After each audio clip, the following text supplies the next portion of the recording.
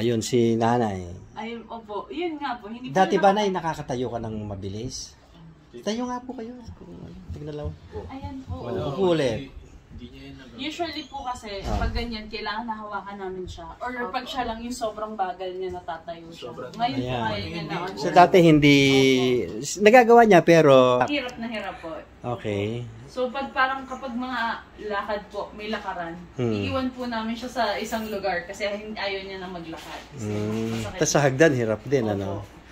Eh ngayon, ang laki po ng pinagbago na yun, The way you look at her now, what can you say? Very different. Parang mas ano na po siya. Mas mabait na po si Mama. Bumata. Oh, maganda yung smile niya, walang pain. Opo, walang pain. Pagpunta dito kasi, naka-smile naman siya. Kaya lang kita yung pain sa mata eh. Opo. Tsaka kahit yung pagbaba po sa sakyan, nahirapan po siya. Opo. Tagal po. Hindi lang kasi natin na video yun, ano? Opo. Pero kung makikita niyo po doon as in parang, slow motion, tapos very painful yung facial expression niya, no? Opo. Okay. So, tapos tayo. Isang pamilya po sila na pare-parehong may karamdaman. Malalaki lang pero may sakit.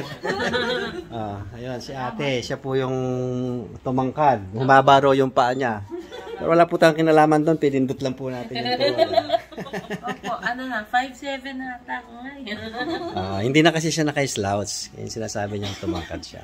Okay, that's it. Isang pamilya. Salamat sa Diyos. Salamat sa Diyos. Salamat sa Diyos. Yun po ang dapat.